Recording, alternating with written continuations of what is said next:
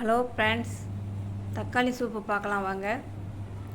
இந்த சூப்பு செய்யறதுக்கு 2 அல்லது 3 தக்காளி இருந்தால் போதும்.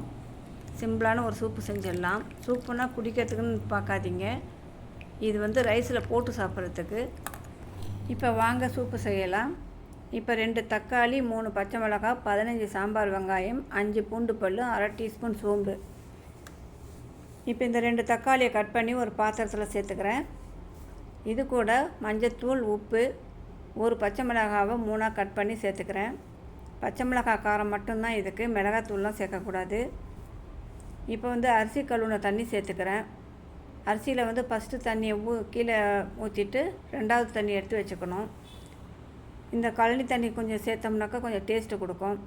இப்போ எடுத்து நம்ம வெந்துருச்சு ஆற வச்சிடலாம்.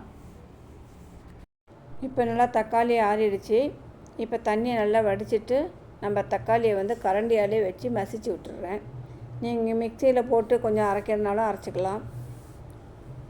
சில பேர் தக்காளியை முழுசாகவே போட்டு வேக வச்சுட்டு அந்த தோலை உரிச்சிட்டு கடைஞ்சிட்டு இதில் சேர்த்துப்பாங்க. தக்காளியை முழுசாக நான் போட மாட்டேன், ஏன்னா 2 தடவை நான் பூச்சி இருக்கிறத பார்த்துட்டேன். அதனால் கட் பண்ணி டெஸ்ட் பண்ணி பார்த்துட்டு தான் அதை போடுவேன். இப்போ தண்ணியை வடித்தாச்சு, கரண்டியாலே வச்சு நல்லா மசிச்சு விட்டுடலாம். இப்போ ஒன்றும் பாதியமாக தான் நான் மசிச்சு விட்ருக்கேன். ரசத்தில் எப்படி தக்காளி இருக்குமோ அதை மாதிரி தான் இந்த சூப்பில் இருக்கும். இப்போ தாளிக்கிறதுக்கு எண்ணெய் ஊற்றிட்டேன். இப்போ பூண்டு எடுத்து வச்சுருந்தேன்ல, அந்த பூண்டும் சோம்பும் நல்லா தட்டி வச்சுருக்கேன். இப்போ இதை எண்ணெயில் போட்டுடலாம். அடுத்தது சாம்பார் வெங்காயத்தை நீல வாக்கில் கட் பண்ணி வச்சுருக்கேன். ஒரு பச்சை மிளகாய் நம்ம அதிலே போட்டு வேக வச்சுட்டோம். இன்னும் 2 பச்சை மிளகாவை நல்லா கட் பண்ணி வச்சுருக்கேன், அதையும் சேர்த்துக்கிறேன். இது வெங்காயம் ரொம்ப வதங்க தேவையில்லை, லைட்டாக வதங்கினா போதும். நம்ம சூப்புன்னா மிளகு ஜீரகமாக சேர்ப்போம், அதெல்லாம் இதில் தேவையில்லை. வெறும் பூண்டும் அந்த சோம்பு வாசனையும் தான் இதில் இருக்கும்.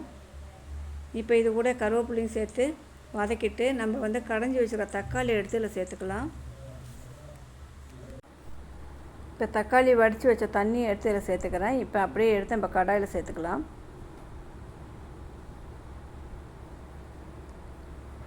நம்ம லைட்டாக தான் கொஞ்சம் உப்பு சேர்த்தோம். இப்போ உப்பு பார்த்துக்கிட்டு மீதிக்கும் உப்பு சேர்த்துக்கிறேன்.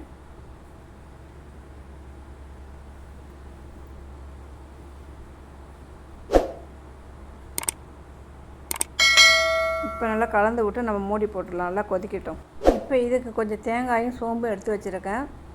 தேங்காய் அரைச்சிட்டு வந்துடலாம். இப்போ திறந்து பார்க்கலாம். நல்லா கொதிச்சிடுச்சு. ஏற்கனவே தக்காளி வெந்த தக்காளி தான். வெங்காயம் பச்சை மிளகாய் கொஞ்சம் வேகிற அளவுக்கு தான் கொதிக்கணும். இதுக்கு நீங்கள் காரம்லாம் எதுவும் சேர்க்க வேணாம், மிளகாத்தூள்லாம். பச்சை மிளகாய் காரம் மட்டும்தான். இப்போ அரைச்சி வச்ச தேங்காயை இதில் சேர்த்துக்கிறேன்.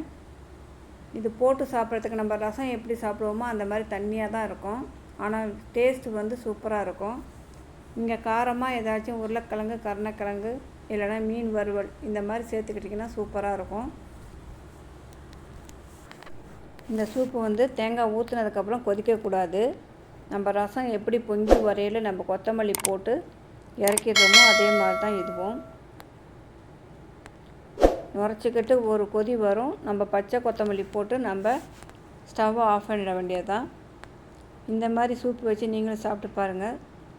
சூடான சாதத்தில் போட்டு சாப்பிடையில் உங்களுக்கு தொட்டுக்க எதுவுமே தேவைப்படாது. நல்ல வாசனையாக டேஸ்ட்டாகவும் நல்லாவும் இருக்கும்.